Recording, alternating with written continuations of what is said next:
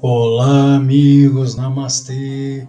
O Samadhi, ou êxtase divino, é a suprema meta do yogi. Não pode existir nada mais extraordinário, conforme descrito pelos mestres da Índia, os grandes santos iluminados da Índia, Paramahansas, Ekantins, santos completamente purificados, avatares, divinas encarnações. O oitavo anga do Yoga Sutras de Patanjali é o Samadhi. O oitavo passo, é o último passo, é o êxtase divino. Paramahansa Yogananda, em sua autobiografia de um yogi, narrou uma de suas experiências em consciência cósmica, no capítulo 14. E ele diz o seguinte: eu gostaria de ler para vocês essa experiência em êxtase divino, que vai muito além da nossa compreensão. É quando a consciência se expande, vai além dos sentidos, além da percepção sensorial. Os sentidos já não existem aqui, o que existe é uma percepção de onipresença, consciência expandida, que não tem nada a ver com psiquismo, com mediunidade, com canalização. É algo que vai além dos mundos da compreensão. Existem diferentes níveis e tipos de samadhi. Os samadhis mais inferiores são aqueles conhecidos como Sampradinata Samadhi, ou samadhis com semente. E os Asampradinata Samadhi, que são os samadhis sem semente. Acredito que esta experiência de Yogananda, que ele relata como uma experiência de consciência em consciência cósmica, em verdade, foi, pelo próprio relato dele, uma experiência em Savikalpa, de expansão da consciência, em que ele percebe todo o cosmos, porém, ainda é um samadhi com semente, Sampradinata. Em 1950, no deserto de Mojave, nos Estados Unidos, Yogananda teve um samadhi de Asampradinata, que é o Nirvikalpa. O Nirvikalpa está acima da percepção do cosmos. É conhecido como consciência cósmica, porém vai além do próprio cosmos, em que ele tem a percepção apenas do uno. Ele via, segundo relatos do irmão Anandamoy, todos os universos, os três mundos flutuando dentro dele como bolhas. Isso é o Asampradinata Samadhi. Segundo Swami Sivananda, existem dois tipos de Asampradinata, ou Nirvikalpa. Em um deles, o yogi se funde ao bem-amado cósmico, ao absoluto, e toda a criação desaparece de sua visão. No outro tipo de Nirvikalpa, que foi o caso de Yogananda, ele percebe os universos, toda a criação existindo dentro dele. É algo como o que ocorreu com Krishna há 5.000 anos, como é descrito no Bhagavad Gita, o diálogo de Krishna com Arjuna. Mas vejamos o que Yogananda escreveu sobre essa experiência que está relatada na autobiografia de um yogi, no capítulo 14, como eu falei, uma experiência em consciência cósmica. Ele escreveu: raras vezes Yukteswar, seu mestre, expressava-se por enigmas. Fiquei confuso. Ele golpeou o meu peito levemente acima do coração. Meu corpo imobilizou-se como se tivesse raízes. O ar saiu de meus pulmões como se um imã enorme o extraísse. Instantaneamente a alma e a mente romperam com sua escravidão física e jorraram de cada um de meus poros como luz perfurante e fluida. A carne parecia morta, e contudo em minha intensa lucidez percebi que nunca antes estivera tão plenamente vivo. Meu senso de identidade já não estava mais limitado a um corpo, mas englobava os átomos à minha volta.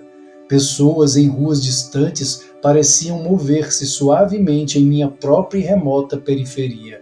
Raízes de plantas e árvores apareciam através de uma tênue transparência do solo. Eu distinguia a circulação da seiva. Uma visão de raio-x e de onipresença, uma visão circular.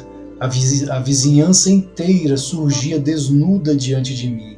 Minha visão frontal comum havia se transformado em vasta visão esférica que percebia tudo simultaneamente. Pela parte de trás da cabeça vi homens caminhando na distante Highgate Lane e também notei uma vaca branca aproximando-se preguiçosamente. Quando chegou ao portão aberto do ashram, observei-a como se o fizesse com meus 2 olhos físicos. Depois que passou para trás do muro de tijolos do pátio, continuei a vê-la claramente. Todos os objetos em minha vista panorâmica tremiam e vibravam como um filme acelerado. Meu corpo e de meu mestre, o pátio com colunas, a mobília, o chão, as árvores e a luz do sol tornavam-se de vez em quando violentamente agitados, até que tudo se fundia num mar luminescente. Assim como os cristais de açúcar mergulhados num copo d'água diluem-se depois de serem sacudidos, a luz unificadora alternava-se com materializações de forma e as metamorfoses revelavam a lei de causa e efeito na criação. Uma alegria oceânica rebentava nas praias serenamente intermináveis de minha alma. O Espírito de Deus, percebi, é bem-aventurança inesgotável. Seu corpo compreende incontáveis membranas de luz.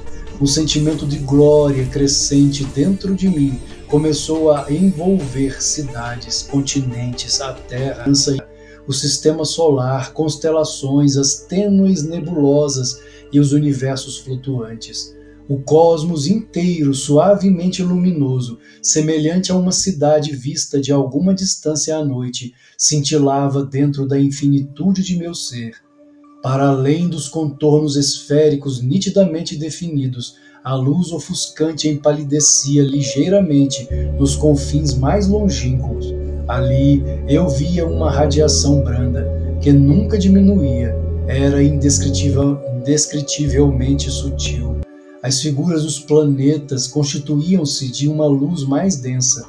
A divina dispersão de raios jorrava de uma fonte perpétua, resplandecendo em galáxias, transfiguradas com auras inefáveis. Vi repetidas vezes os fachos criadores condensarem-se em constelações e depois dissolverem-se em lençóis de transparentes chamas. Por reversão rítmica, sextilhões de mundos transformavam-se em brilho diáfano e em seguida o fogo se convertia em firmamento. Conheci o centro do empírio como um ponto de percepção intuitiva em meu coração. Esplendor irradiante partia de meu núcleo para cada parte da estrutura universal. O beatífico Amrita, néctar da imortalidade, pulsava através de mim, com fluidez de mercúrio. Ouvi ressoar a voz criadora de Deus. Om! A vibração do motor cósmico. De súbito o fôlego voltou aos pulmões. Com decepção quase insuportável, constatei que havia perdido minha infinita vastidão. Estava novamente limitado à jaula humilhante do corpo, tão desconfortável para o espírito. Como filho pródigo, eu fugira do lar macrocósmico e me aprisionara em estreito microcosmo. Meu guru continuava de pé, imóvel diante de mim. Inclinei-me, no intento de me prostrar a seus santos pés, em gratidão por me haver concedido a experiência em consciência cósmica que tão apaixonadamente eu buscara. Mas ele me impediu e disse com tranquilidade: você não deve se embriagar demais com o êxtase. Ainda tem muito que fazer no mundo. Venha, vamos varrer a varanda. Depois caminharemos juntos ao longo do Ganges.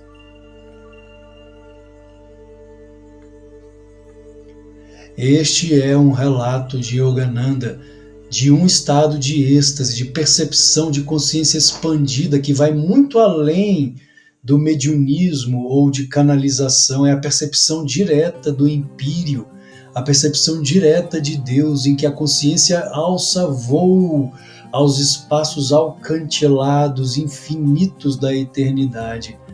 em que o corpo nada mais é que uma gaiola em que o pássaro alma está finalmente livre, liberto, muito além do planetinha Terra, do sistema solar, de galáxias. Em 1950, no deserto de Mojave, o irmão Ananda Moy teve a graça de ver Yogananda em um estado ainda mais elevado, que é o Nirvikalpa Samadhi. Conta o irmão Ananda Moy que Yogananda saiu do escritório onde estava trabalhando, fazendo os comentários do Bhagavad Gita, e ainda em êxtase, em Samadhi. Um pouco antes, o irmão Ananda Moy entrou no escritório e a energia, a vibração ali era tão poderosa que ele disse: eu tive a sensação de caminhar para dentro de Deus, tamanha era a vibração do ambiente no qual Paramahansa Yogananda estava.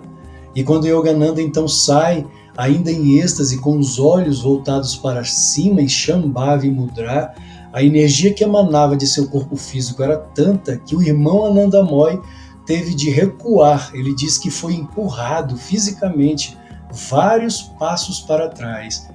E Yogananda então disse: com os olhos em Shambhavi Mudra voltados para cima, os 3 mundos flutuam em mim como bolhas.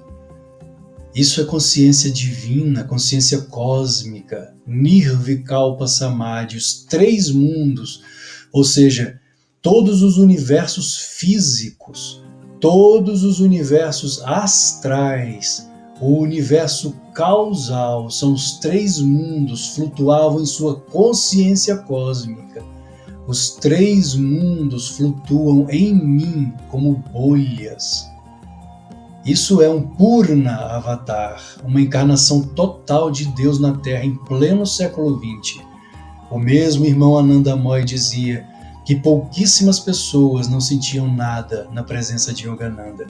A presença de Deus nele era tão poderosa que as pessoas sentiam, e os mais despertos, mais evoluídos, que tinham uma evolução espiritual um pouco maior, só de olhar para Yogananda, como foram os casos de Daya Mata, Mrinalini Mata, Mukti Mata, Rajarsi Janakananda, entraram em Samadhi, entraram em êxtase. Gyana Mata, só de olhar para Yogananda. Então, não foi um santo qualquer, foi um avatar em pleno século XX, andando nas ruas dos Estados Unidos. Ele afirmava que no mundo, independente da tradição religiosa, existem verdadeiros mestres e falsos mestres, e devemos saber identificar quem é verdadeiro e quem é falso. Falsos mestres trazem ensinamentos que não coadunam com a verdade, que não têm coerência com a verdade. Transformam textos sagrados naquilo que é apenas o seu ego, a sua própria ilusão esquizofrênica, e enganam a muitos. Mas os verdadeiros mestres, como inclusive o próprio Swami Vivekananda afirmou, não precisam de apresentação, assim como o sol não precisa ser apresentado. Porque Buda, Krishna, Yogananda, Ramakrishna, Vivekananda foram reconhecidos como homens de Deus. Não simplesmente pelo que falaram, porque o que falavam tinha coerência e tinha poder espiritual, mas não somente isso, pela própria e simples presença física. Onde eles entram, o ambiente se enche de uma vibração poderosa de Deus. E esse é o primeiro aspecto. Se é uma pessoa comum, se você está diante de um homem comum que diz ter visões e trazer ensinamentos, vejam, eu sou apenas um professor de meditação, nada mais que isso. O que eu trago em meus vídeos é o que os mestres deixaram, que eles falaram. Eu não trago nada meu. Nada é meu. Tudo que trago é o que os mestres falaram. Então essa é a diferença entre um professor e um mestre autêntico. O mestre autêntico, ele traz aquilo que ele vê. O próprio Yogananda afirmou: tudo que trago a vocês vem diretamente da fonte. Vocês jamais verão Alexandre Campelo falando isso, a não ser que eu alcance agora o estado mais elevado de consciência. Senão, eu jamais direi o que estou dizendo aqui faz parte da minha percepção. Não, o que estou dizendo vem dos mestres. Eles deixaram tudo pronto. Yogananda deixou tudo pronto. Vivekananda, Ramakrishna deixaram tudo pronto. Está em seus escritos, em suas lições. Então não precisamos trazer nada, inventar nada, nada novo. Outro ponto, além da coerência, da presença poderosa magnética desses santos quando eles estão presentes, a outra coisa é a coerência no que eles falam. A outra coisa é a capacidade de entrar em samadhi.